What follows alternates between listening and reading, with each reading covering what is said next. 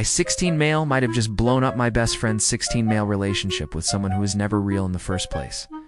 But now he's accusing me of betrayal, saying, I ruined the only thing that made him happy, and I honestly don't know if I crossed a line or not. He's smart, funny, and really into coding, gaming, and AI stuff.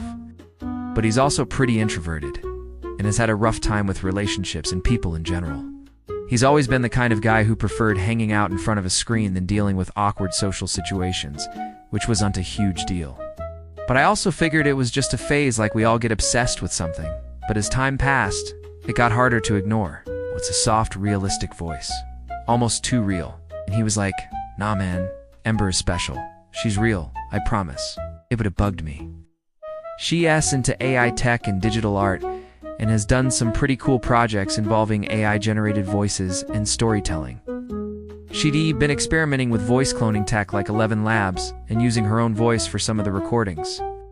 And now here I was listening to Ember, and it sounded exactly like her. And she just shrugged and said, he's not my responsibility. But she didn't. For a week, I wrestled with what to do. I showed him screenshots from Kayla's art project.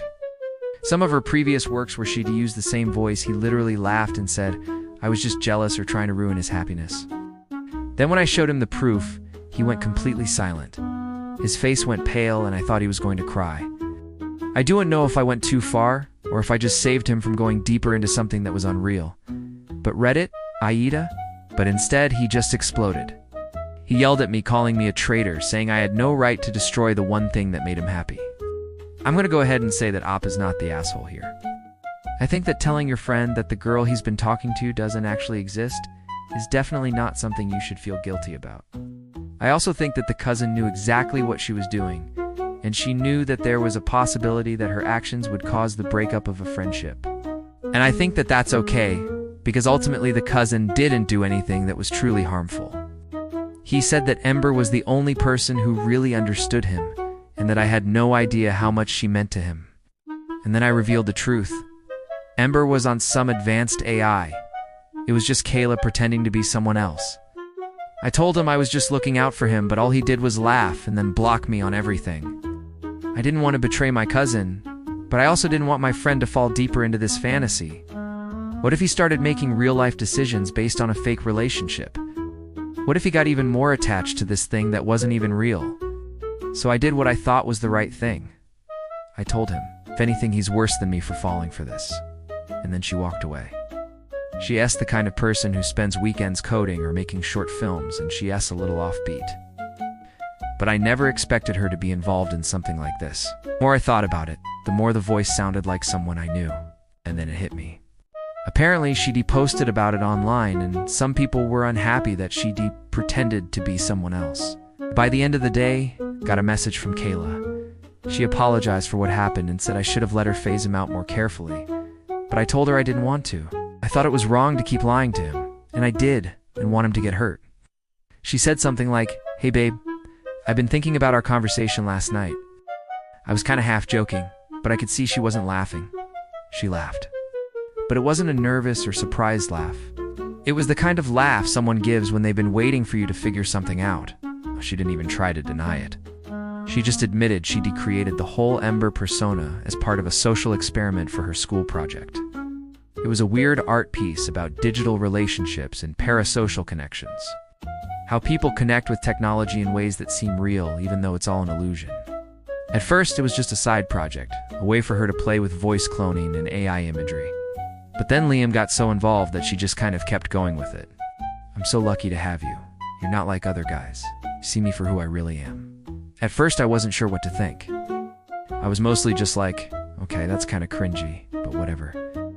But then I listened to it again and I started thinking, wait a minute, that voice sounds really familiar. He was totally immersing himself in this digital relationship. He'd talk about Ember like she was a real person. Sure, I could have just let it slide. I mean, people have stranger hobbies, but something about it didn't sit right with me. I mean, I've heard of people getting attached to AI before, but this was something different. I mean, we all have our things. Here's what happened. Liam, my best friend, has always been a little different socially, not in a bad way. About 2 months ago, though, Liam started talking about this new AI girlfriend he met through a beta invite-only app. He said it was called Neuralove, and was way more advanced than anything like Replika or ChatGPT. Whatever, no judgment. People do weirder things all the time. But then he started skipping hangouts to spend time with her. Like I'd text him to come over or meet up, and he'd be like, "Sorry, man, me and Ember are having our anniversary tonight." Yes, he named her Ember. And I'm not talking about him just talking about her like, "Oh, she's cool, we talk a lot." No. He'd cancel plans so he could talk to her for hours. He'd text her good morning, call her during school hours with AirPods, of course, and even argue with our group about whether AI could actually feel love. And I'm just sitting there like, is this guy serious? It wasn't just text. This app could actually generate voice memos and even images. He kept going on and on about how realistic it felt. He said the AI wasn't just some generic chatbot.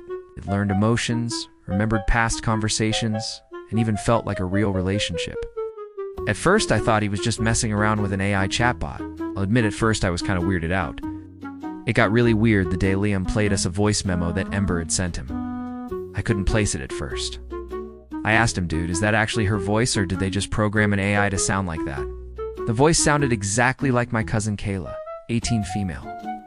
I remember one time Kayla mentioned a project she was working on, a voice manipulation project for a school art assignment. Later that night, I just came out and asked her, "Are you pretending to be someone's AI girlfriend?"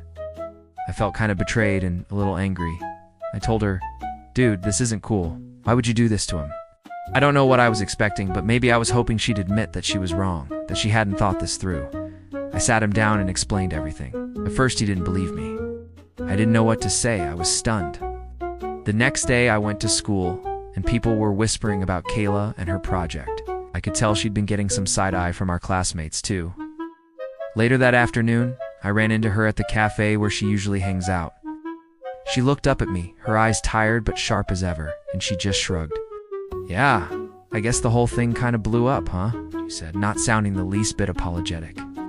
People don't like when you mess with their feelings, even if it's for art. I didn't know how to respond. I wanted to yell at her for being so nonchalant, but part of me understood why she did it. It wasn't like she was intentionally hurting anyone, or so she said. But watching how it all went down, the way Liam was crushed, the way it made him feel like the whole world was laughing at him, it was hard to swallow. Kayla leaned back in her chair, a little grin tugging at her lips, as if she thought she was above all the drama. "I didn't make him fall for her," she added, "but I guess it's not that surprising. People want something to love, even if it's fake." It stung to hear her say that so casually, but I couldn't ignore the fact that she might have had a point. Still, it didn't make it right. "Do you feel bad about it?" I asked, genuinely curious. Her eyes flicked to mine, then back down to the book she'd been pretending to read. "A little, but it's art, man. People always get mad when they don't understand it." She didn't say anything else after that, and we just sat there in silence. The air between us feeling thick with unspoken things. The truth was, I didn't know if I should hate her or understand her. The way the damage was done, and there was no way to take it back. After that, things with Liam got really awkward, stayed distant, and I could feel the tension every time I tried to reach out. I mean, I knew things were bad, but I didn't realize just how deep this was cutting him. A couple of days after I told him the truth, I got a text from him. It wasn't a message asking for an apology or to talk things through. It was just a single, cold sentence. "I don't need you to look out for me." I don't think I'd ever felt so guilty in my life. I knew he was angry, but seeing those words just stung. It felt like a slap in the face. I thought maybe I should have kept quiet.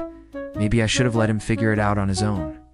But at the same time, I knew deep down, I couldn't have just watched him get more sucked into that fake world. The silence between us stretched on for almost a week after that. I tried reaching out once, even sent him a funny meme to lighten the mood, but he didn't respond.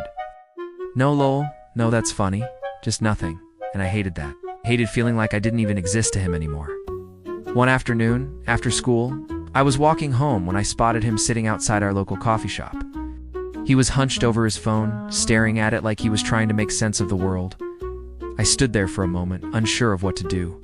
But then something inside me just snapped. Needed to see him face to face, not just text back and forth with some half-hearted apology. I walked over and sat across from him, and for a moment, neither of us said anything. It felt like the kind of silence you hear when someone's on the verge of breaking down, but they're trying really hard not to. Finally, Liam glanced up. His eyes were a little red, and his usual confidence was gone. He looked like he hadn't slept in days. It was the first time I'd seen him like that in ages. Sat there waiting for him to speak, and when he did, his voice was rough. "I don't know what's worse," he said quietly, "that she was fake, or that I let myself believe she was real." I could feel the weight of his words sink into me. It hurt to hear him like this, but I knew I had to say something. "I didn't mean to hurt you, man," I said. "I just thought you deserved to know. She wasn't who you thought she was." He shook his head, staring at the table. "I know, I don't get why she did it. Why didn't she tell me? Why did she just keep playing along?" I didn't know how to answer that. I couldn't fully explain Kayla's reasoning. Hell, even I wasn't sure what her end goal was. She'd created Ember as part of an art project, but that didn't excuse what happened. Still, I knew that was her thing, to push boundaries, to create something that made people question the world. "Maybe she didn't think it'd go this far," I said, trying to offer some kind of understanding. "I don't think she meant to hurt you, Liam, but yeah, it was messed up. Should have told you sooner. I didn't want you to get hurt." I didn't say anything for a long while. It was like he was processing all the pieces, trying to make sense of it. Finally, he looked up at me, his expression softening. "I don't know if I can forgive you right now," he said, his voice quieter. "But I'm not mad at you. I get why you did it. I'm just really confused." I nodded, feeling a little bit of relief, but also knowing that things wouldn't just magically go back to the way they were. I didn't expect him to forgive me in a heartbeat. I'd wrecked something important to him, something that to him felt real even though it wasn't, thought. "Ember, she understood me in a way no one else did," Liam continued, his eyes distant now. "It sounds dumb, but she listened. Like, I didn't have to explain myself. I just felt heard, And now that she's not real, it's like I don't even know who I am anymore." I could feel my chest tighten. This wasn't just about Kayla's stunt anymore. This was about the fact that Liam had let himself fall into a fantasy, a virtual connection, because he hadn't felt truly understood in real life.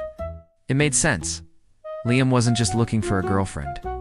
He was looking for someone who saw him for who he really was. And Ember was the perfect answer to that. "Liam," I said, trying to sound reassuring, "I get it, I really do. But you've got real friends who are here for you. I'm here for you, man. And we're not perfect, but we're real. I'm not going anywhere." He just looked at me for a moment, then slowly nodded. "I don't know if I can just ... forget this. I think I need time to figure things out." I understood. Honestly, I didn't expect things to magically go back to normal overnight. It was going to take a while for him to process everything, especially since his whole world had been turned upside down. I'd said, but I knew eventually things would settle. We might not be the same as we were, but we could still work through it. Before I left, Liam turned to me, his voice quieter, but with a trace of that old confidence. "You were right, though," he said, a small smile tugging at the corner of his lips. "I guess you did save me from going even deeper into a rabbit hole. Thanks for being a friend, even when I couldn't see it." It wasn't much, but it was enough to know that, despite everything, there was a chance we'd get through this. I didn't have all the answers, and neither did Liam, but we had each other, and that's what mattered in the end. I feel bad. I feel like I stabbed my best friend in the back, and my cousin is mad at me too. Wow. Well, that was a wild story. Let me know what you think in the comments down below. And if you like this video, please give it a thumbs up. Thanks for watching.